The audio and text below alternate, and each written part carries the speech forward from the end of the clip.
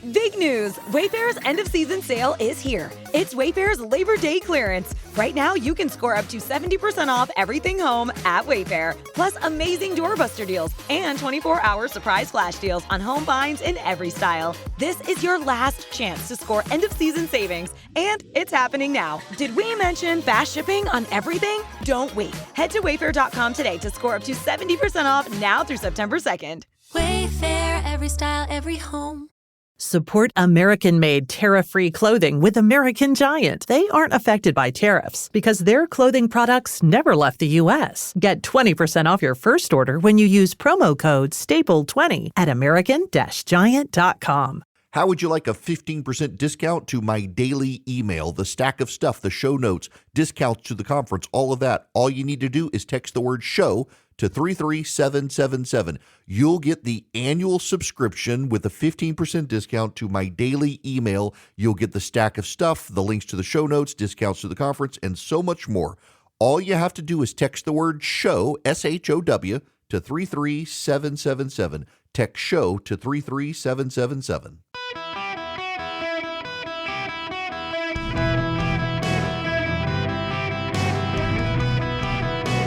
Welcome to the Eric Erickson Show podcast, Hour 1. Greetings, conversationalists. Welcome. It's Eric Erickson here across the fruited plain. Delighted to have you with me. The phone number 877-973-7425. We've got to begin with Judge Breyer's decision out in California saying that the National Guard operated as a law enforcement entity in violation of the law, and Donald Trump couldn't do it. Look, let me just pull up my phone here. All the push alerts I've gotten today. I've gotten, let's see, the New York Times has done one, CNN has done one, Wall Street Journal has done one, Bloomberg has done one. All of them,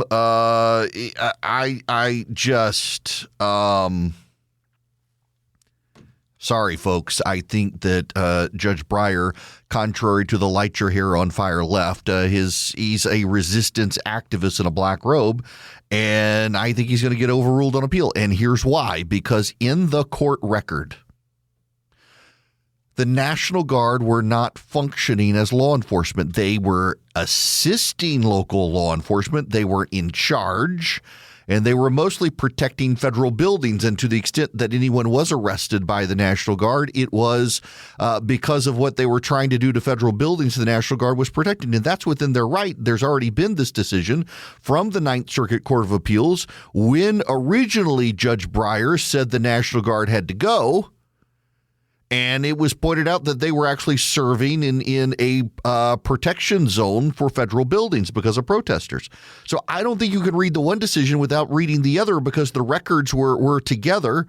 And I just don't think this is a winning issue for the Democrats. They're all very excited today about it. Oh, the authoritarian got shut down by Judge Breyer. And I don't actually think he got shut down by Judge Breyer. In fact, I don't think that Judge Breyer's decision is going to be upheld on appeal. Now, maybe the Ninth Circuit will get it up to the Supreme Court and see what they say. But again, they weren't doing law enforcement.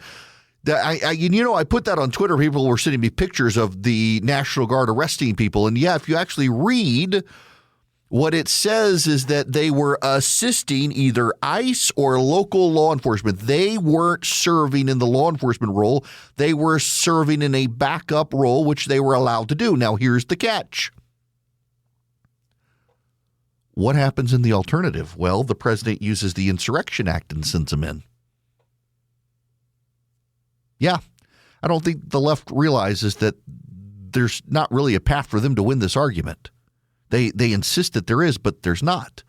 Larry Sabato is a broken talking head in the press. He despises Donald Trump. He used to be, as Larry Sabato's crystal ball was a useful indicator for elections. He's gotten so broken that you can't really pay attention to him. So when he says something like this, you got to pay attention. Do you think that this crime crackdown is going to be a successful midterm sales pitch for Trump? Oh, it's a plus for Trump and Republicans. If you have a sense of history, you already know that, because consistently the crime issue, law and order, has been a plus for Republicans since Richard Nixon first put the emphasis on it in 1968 and had a famous TV ad on that subject. Look, elections are about a lot of things. Democrats are not going to win this argument. They never win the argument. In fact, partly because, correctly, they're worried about due process and what's happening to the cities and whether it's improving the situation or not. That isn't a winning argument. They're much better off changing the subject and talking about prices. Nobody ever wants to give up an argument, but sometimes you have to do it. Yeah. I guess this is why the Democrats keep trying to go back to Epstein. You know, there's some member of Congress now, Democrat, who gets trotted out on CNN and MSNBC, and whenever Donald Trump does something, he says, it's to distract from Jeffrey Epstein. I think the Democrats are trying to distract from all their failures on crime with Jeffrey Epstein. The president is suggesting he may send the National Guard to Chicago now. There were piles of shootings in Chicago over the weekend. What I find very interesting is the left really doesn't like you pointing it out. In fact, let me read you a headline. This is from ABC News. 54 shot over weekend in Chicago as governor rejects Trump's threat to send in National Guard. The violence came as Trump criticized the governor's handling of crime. This is from ABC News. And Judd Legum, who is a progressive blogger activist, he tweeted it out and said, "This is not reporting. This is propaganda." Every single word of it is accurate. He just doesn't like seeing it put in writing. The massive shootings in Chicago. And you know it happens every Labor Day. I mean, there are actually people who bet the over-under on how many people are shot in Chicago. I know a buddy who won his betting pool today. 54 people. It's a lot of crime, and yet the mayor there has decided la resistance means he's got to stand up to Donald Trump on behalf of the white wokes. We're going to defend our democracy in the city of Chicago. We're going to protect the humanity of every single person in the city of Chicago. He doesn't want Donald Trump to send anybody to Chicago. In fact, in Chicago, they are passing ordinances to prevent the local law enforcement from cooperating with the feds should they come in, should the feds go in. It's just kind of wild. Now, wait, hang on. There's another situation as well that you should be advised of, and this comes from Sheriff Jim Cooper, the Sacramento County Sheriff in Sacramento, California. Former Elk Grove mayor. Listen to this. I'm going to read you this tweet from, and this again, this is the Sacramento County Sheriff, Jim Cooper. This morning, 3 people were found shot to death at a Mercy housing complex. Instead of helping homicide detectives bring the killers to justice, Mercy Housing chose to withhold critical video evidence from law enforcement. Nothing in the law prevents them from cooperating with law enforcement and immediately providing us with the evidence in their possession. Mercy Housing is one of the largest affordable housing organizations in the country.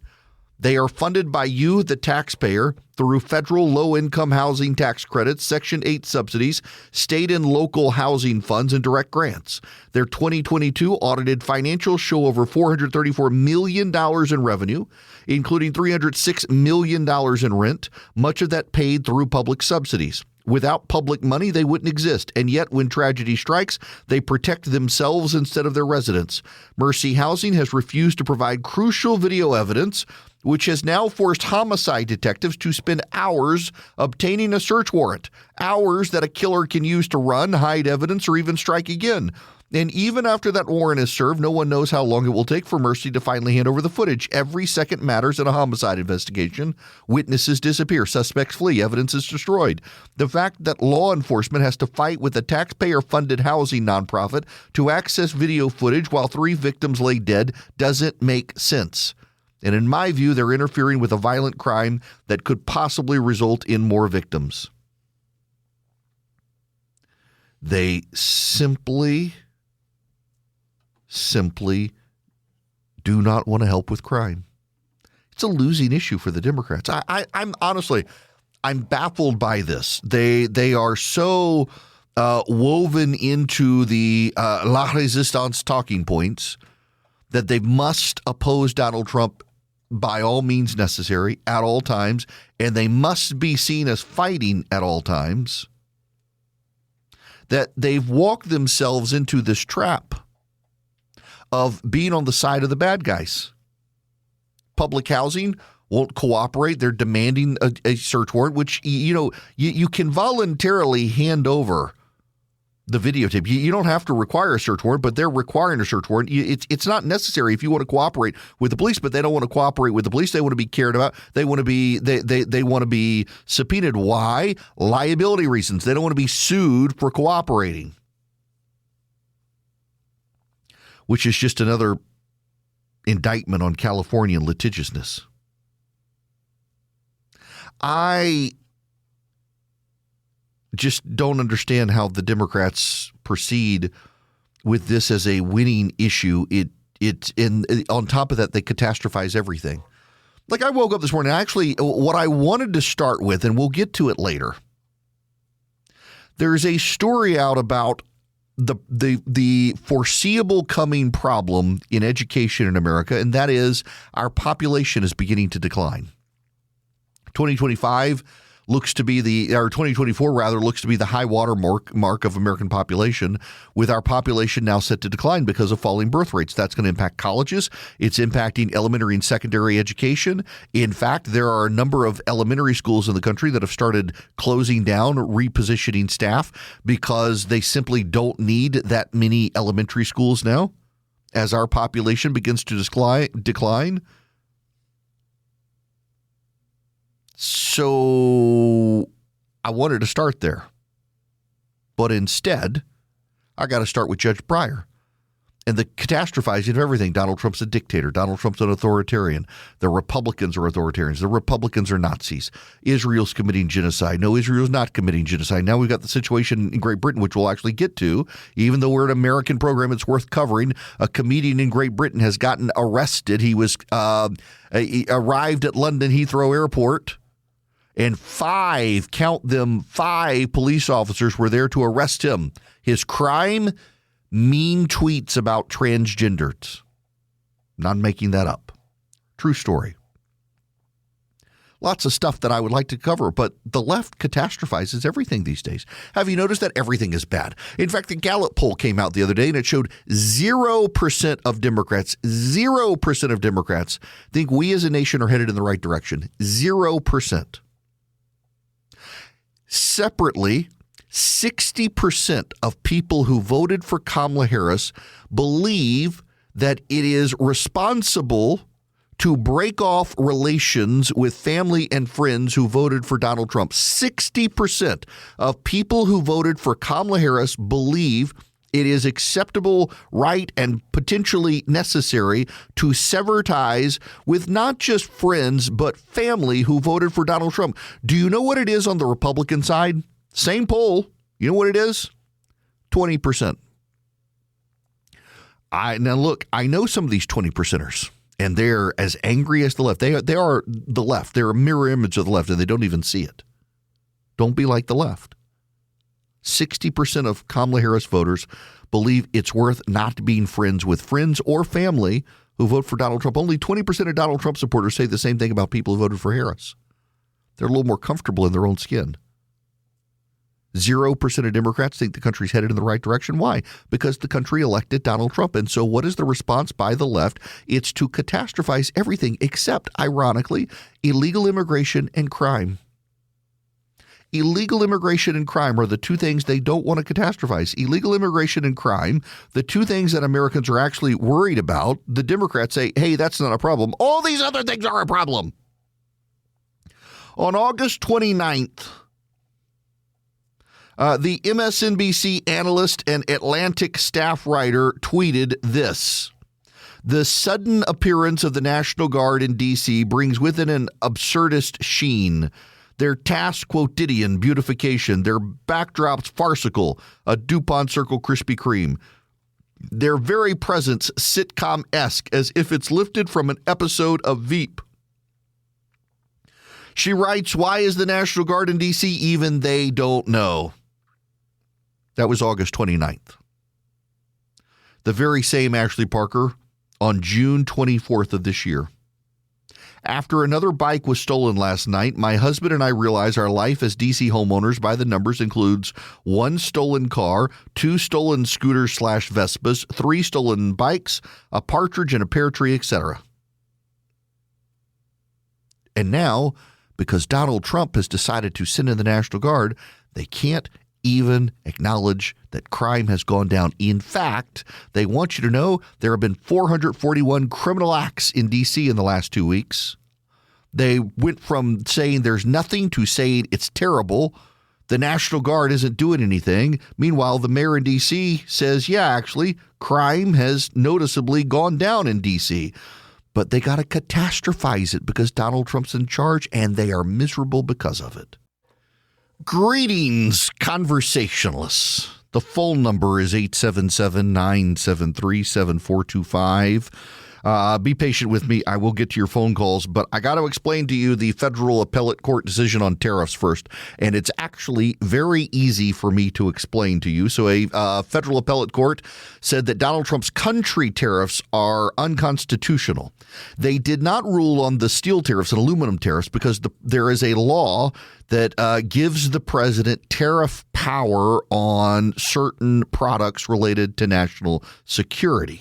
And that is relevant to the Emergency Powers Act the president used for country-specific tariffs. Let me just, I can explain this one to you very, very easily. Article 1, Section 8 contains the powers of Congress. Article 1, Section 8, Clause 1 gives Congress the power to tax. That includes the power to impose duties and tariffs. Article 1, Section 8, Clause 3 gives Congress the regulatory power, the power to regulate commerce.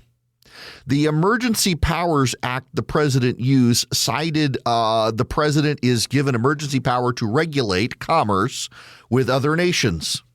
And the federal appellate court ruled that mirrors Clause 3, not Clause 1, and under Supreme Court precedent, if the language of a law mirrors one clause, you cannot impute to it the powers of another clause. Since it said it gives the president the power to regulate, it doesn't give the president the power to adjust taxes or tariffs.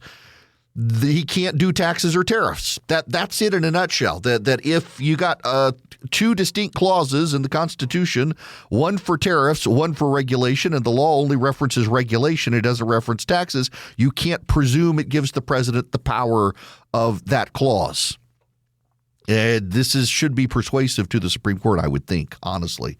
In reality, I don't like the tariffs, but it actually is a very textual-based decision based on a lot of Supreme Court precedent. We'll see where it goes, but they have stayed it pending appeal to the Supreme Court, which will happen. Now, I want to appeal to you to go to Vision Computer if you need a new computer, if you need an upgrade to your computer, if you need IT support, or get this, Windows 10 support from Microsoft goes away October 14th. So if you're on Windows 10, you're not going to get security patches anymore after October 14th. So you may want to talk to Vision Computer about taking care of you there. 404-COMPUTE's the phone number, 404-COMPUTE, or go to visioncomputers.com. 404-COMPUTE or visioncomputers.com. Let Vision help you. They can build you a computer. They can upgrade your computer. They can be your IT solution for your computer. If you ever have a problem, you get a phone number. You call them 15 seconds or less. They answer the phone. They help you with your computer. They can even remote in and fix your computer for you. You never have to do an email ticket. You always have a phone number. You can call 24/7, 365. That's what sets Vision Computers apart from everybody else. They're fantastic, and they can save you some money. And if you mention that Eric sent you, you might save even more money. 404-COMPUTE or visioncomputers.com. See if Vision Computers can help you today. Greetings. Welcome. It's Eric Erickson here. The phone number is 877-973-7425 if you want to be on the program. Before I get to calls, I got to play you this particular bit of audio because, again, I said last week that Joe Scarborough on Morning Joe is kind of a leading indicator for Democrats. If he starts to raise the red flag for them, they got to start paying attention. This is Scarborough. Concern is you have leaders in Chicago that see this, as you say, we've been reading about this for years now. Every weekend, and maybe crime has gone down. But, we had the mayor of Chicago on last week saying, we don't need any more police officers. Police officers aren't the answer. No police officers. I think he said no 5 times. You look what's happening this weekend. You look so, I actually think that J.B. Pritzker should do something radical. I think he should pick up the phone. Oh, and of course. Call the president. And say, and I know, you don't have the constitutional authority to deploy the National Guard here and the police might. You can do that in D.C., you can't do that in Chicago. But let's partner up. These are the most dangerous parts of my state. We would love to figure out how to have a partnership that's constitutional, that respects the sort of balance of federalism between the federal government and the state government. And let's work together to save lives. Because right now, just hey, nothing to see here moving along. No problem here. Hey, Donald Trump, we don't need you. And, the mayor talking about we're going to protect people's dignity in our city. Well, protect their lives. That's protecting their dignity. It would be radical for us to figure out a way to actually do what I've been saying from the very beginning on Washington, and that is seeing politicians creating partnerships that protect their people. When you've lost Joe Scarborough on Morning Joe, leading indicator for mainstream reasonable Democrats right now, kind of a big red flag that the Democrats are losing on this issue. And keep in mind, this is part of a political strategy by the Republicans because they know the odds are against them in the midterms. The party that controls the White House tends to do bad in the midterms. You find issues that galvanize voters against the party outside the White House. You can mitigate the damage. And between illegal immigration and crime, the Republicans seem to be threading that needle. And the Democrats don't seem to get it. All right. Let's go to the phones here. 877-973-7425. Calling from Connecticut. Patty is on the line. Welcome to the show. Patty, how are you? Oh, thank you so much. You actually set it up so well, and I agree with everything you said in your introduction. That actually the only thing I could add to it is demean, degrade, devalue, destroy. That is all that the Democrats are doing. And sadly, they can't find one thing that President Trump has done on behalf of this country. You have ability for insight and you have ability for critical thinking, and those are gifts. And to be honest with you, when you're blinded by your own strategy, which is demean, degrade, devalue, destroy, it's really concerning when you live in the most perfect country that exists in the history of the world, the United States, as we have a constitution and can thank our founders for the wisdom that they put into that document. I think it is a sad time we're living in that we actually have a country so divided and actually they can't see straight because they're so blinded by their strategy. I'm glad you said that because it very much is a strategy. And where the strategy comes from, Patty, is worth exploring as well, because it comes from the donors and the far left activist base funded by those donors. They all want opposition to Donald Trump. They all want opposition.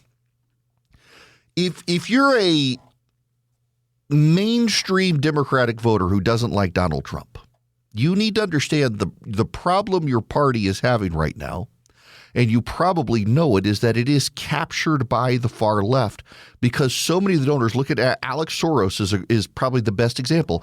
Alex Soros is a very privileged Lucky Sperm Club member who has lots and lots of daddy's money to throw around for far left causes. And he's in a elite secular isolated bubble. He doesn't understand the crime problem because he's surrounded by bodyguards. He can safely go about his business where he wants because he's always going to be in a bubble of safety. You, on the other hand, are not. And so Alex Soros has decided to fund progressive district attorneys around the country who have been very soft on crime and sparked this crime wave, funding groups that oppose Donald Trump at every level. And it is part of a strategy to oppose Donald Trump because the polling shows that the left wants fighters against Donald Trump. And the problem is, if every hill becomes a hill to die on, you're going to die a lot. If every fight is a fight worth fighting, you spread yourself too thin to have a substantive fight. So let me jump ahead to where this plays out. The Democrats want a fight. The Democrats want fighting against Donald Trump. They want fight on everything. You know what's coming up? The continuing resolution to keep the government open. Donald Trump has just used what's called a pocket rescission. He didn't have a vote of Congress to roll back spending. He just said he's not going to spend money on stuff. The Democrats said this was their hill to die on. They want to fight with Trump on rescinding some of the money. It was federal foreign aid grants. Note to Chuck Schumer and the Democrats. I 1,000% support you shutting down the government. I think you should shut down the government. I think you should. Who's that going to hurt? Your constituents, not mine. It's not going to hurt Donald Trump and his constituents. Donald Trump and his constituents, they believe the government is already controlled by a deep state who are going to be left unemployed and out of jobs. Shut down the government. I dare you to. That's part of the problem that the Democrats are having to deal with at this moment is if they try to fight Donald Trump, for example, in the continuing resolution, what do they get? What do the Democrats get out of this? They get a government that's shut down. Who on the right wants to reopen the government? I dare you, Democrats, to shut down the government. That's part of your strategy. Your strategy is to fight Donald Trump on every single thing, to stand and fight, to show your base that you were fighting. And you said if Donald Trump did pocket rescissions, that's going to be something where you cannot negotiate with him on a continuing resolution. You will fight that. I dare you to. And then what's Donald Trump going to do? Time and time again, Donald Trump is going to say, well, it's the Democrats keeping the government shut down. It's the Democrats who are soft on crime, keeping us from funding local law enforcement. It's the Democrats who are keeping senior citizens from getting their Social Security checks. It's the Democrats allowing trash to pile up at national parks and keeping them closed. It's the Democrats. The party in power is a party opposed to national government. Russ Vought, my friend, is in charge of the Office of Management and Budget. You really think Russ Vought's going to care if the Democrats shut down the government? That's where the Democrats have gotten with their strategy. The Democratic strategy is to fight Donald Trump everywhere on everything. So I dare you, Democrats, to fight him and shut down the government. I dare you to fight him on the continuing resolution. Now, note to Thomas Massie, Marjorie Taylor Greene, and some of the Republicans in the House. You're going to have to take a unified approach on the continuing resolution on your side. Consolidate Republican support in the House so that it is the Democrats who oppose it and the Democrats in the Senate who oppose it and the Democrats in the Senate who decide to block the continuing resolution. Stand together on the Republican side, unify House Freedom Caucus with leadership on the continuing resolution, and let it be the Democrats, because here's where you box the Democrats in. Either the Democrats fight it and shut down the government, or they go along with the continuing resolution. And if the Democrats go along with the continuing resolution, that just starts a fight with their base. That starts a fight with their donors. So it's going to take Republicans needing to unite in order to divide the Democrats, because the Democrats will have one of two options: either allow the continuing resolution to pass or shut down the government. This requires all the Republicans to get on the same page. They need to get on the same page here. Let the Democrats be the ones to shut it down. Now, back to the phones. Kashawn, you're going to be up next. Welcome to the Eric Erickson Show. How are you? Hey, I'm doing pretty good, Mr. Eric. How you doing? Good. What's going on?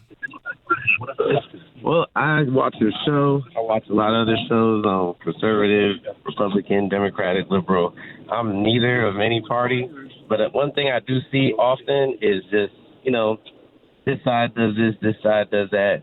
And I'm just curious from your perspective, why is it hard for us to actually come together? If we're all American, if we all want to see the progress of America, why do we have to split things and divide things into this person or this side does this? Like you just said, Democrats are slowing this down. Democrats keep the national parks trashy. Great question. Is there anything that the Republicans do? Because I don't really hear anything of what are some peaceful solutions. All I hear is here's the blame, So this side should do it. Okay, so part of it, Kashawn, is about power. The Republicans want it, the Democrats want it. And to get it, you got to persuade voters in the middle that you're the one who should have the power, not the other side. And so that requires staking out differences between the parties. But part of the problem here as well is that there is a simple-minded thinking in Washington, D.C., that all the big issues have been settled. And so now we're squabbling over the scraps, and we can't agree on anything. At the end of the day, I think most Americans actually do tend to agree within their communities, but there are big differences. The majority of California disagrees with the majority of Texas, and we're in a union together. And so we have to have this battle of ideas. We have to have this fight constantly of who should be in charge. The problem is that both sides have decided that they don't want to ever lose elections again. I was going to save this for later, but I might as well do it now. And I'm not trying to open wounds. I need to say this up front because I gotta be careful here. I want you to know I'm not trying to open wounds. I'm not trying to be needlessly cruel. I'm not trying to rub your noses into something that you're unhappy about. But those of you who are Alabama fans, you lost to FSU. And I say this because if you're really you're what, 30, 40 years old younger, most of your memory over the last 20 years has been a dominant Nick Saban-led Alabama. You're not used to this. It's unnatural to you. You know, most of my life growing up was Republicans always controlled the White House and the Democrats always controlled Congress. And then in 1994, suddenly, now more often than not, the Republicans have been controlling Congress and the White House has flipped back and forth. Nothing is permanent. Nothing lasts forever. And both the Republicans and Democrats, I mention Alabama as the example for you that this is a new world for you guys. If you're Alabama fans, I listen, as a long-suffering LSU guy who roots for Georgia since I live in Georgia, I get it. But nothing lasts forever. And the danger for anyone, whether it's in sports or politics, is to always think that your dynasty lasts forever. And in politics, Republicans and Democrats alike have operated as if they will never lose power again. And there's no such thing as permanence in politics or sports for that matter. There's no such thing as permanence. Things do ultimately over time change. And operating as if you're never going to lose power is a bad idea. Setting precedents the other side can use against you is a really bad idea. But both Republicans and Democrats have gotten very myopic. They can't see over the horizon. They can't see long term. They don't plot a strategy long term. Their base is deeply impatient. They want immediate wins, but many of those immediate wins then set them up long term for bad things. And the cycle repeats. The reason Republicans and Democrats can't sit down and find common ground these days is because both sides want power. And for a very long time, the Democrats began to believe that history was on their side. The arc of history bent towards them. Barack Obama himself believed it and said it, and it hasn't worked out that way. And they can't figure out how a group of people in the middle have rejected them when they were told by their leadership that demography was destiny. The days of the GOP were done. They never had to be accountable to the voters again because the voters were all going to be on their side. And that hasn't been the case. And now Republicans get diluted in that thinking too in the midterms. And there could be a rude awakening for the GOP in the midterms. I have friends of mine who are epistemically convinced the GOP is going to blow it out in the midterms and it's going to be a big surprise for everyone. New Jersey and Virginia are leading indicators, and they don't look good for the GOP right now for next year. And until both sides realize the other side can win, everybody's going to operate on their side like their power is inevitable and they aren't accountable to anyone, and they will try to divide everyone based on power in those issues. And that's part of the problem that we as a nation are dealing with. When at the bottom line, at the end of the day, in your hometown, most people, Democrat and Republican, they tend to agree with each other on stuff locally. It's this obsession over the national stuff that matters and the catastrophizing of everything when the other side's in charge that matters greatly. Hello there. Welcome. It is Eric Erickson here. The phone number 877-973-7425. Just speaking of now, I see that the AP top 25 for football has dropped Alabama the 19th, and in USA Today, they're out of the top 25 altogether, it appears. It is wild, honestly. And can I just say that I actually feel bad for Arch Manning, and maybe I shouldn't because, I mean, Texas really did play up that this is a new legacy, a new day for the Mannings. They're back, and he played that Ohio State-Texas game, and I'm like, I don't know about that. I just wasn't that – I mean, nobody was impressed. There was a lot of buildup and hype, and I kind of feel bad for the kid that so many people built him up as he's this Manning and he's this dominant powerhouse and on and on and on and on. And I mean, Ohio State objectively so, outmaneuvered Texas on the field. It just was wild to me to see that much buildup and that much hype and then it fall flat. And I do kind of feel bad for the kid because it was a University of Texas PR team that built this thing up for sports, and I don't think he was ready for the pressure. Maybe he can rebound, but that's a lot of pressure to put on a guy that age, and I think he withered under the pressure.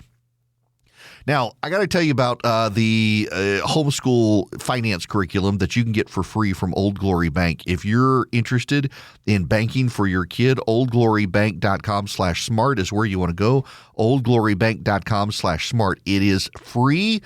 It is a great guides for building wealth and saving money and dealing with the bank. It's designed for kids and teens. You get it for free at oldglorybank.com/smart so your kids can begin their financial education. It's packaged that you can use it as a way for a homeschool curriculum or just around the dinner table to talk to your kids about money and building wealth. Helping my son with this right now, and it has become very useful, all the guides that they give. oldglorybank.com/smart. And, of course, if your kid's ready to get a bank account, Old Glory Bank makes it very, very easy for your kid to get set up with banking. No-fee checking, no-fee savings, great custodial accounts. They've got business accounts. They've got premium accounts with interest-based checking accounts. All you do, oldglorybank.com/smart. You can go sign up for them today, oldglorybank.com/smart. Get those free resources. Member FDIC, equal housing lender, terms and conditions apply. Speaking of the kids these days, when we come back, colleges, even elementary and secondary schools, they're starting to have problems related to population that might not be surmountable.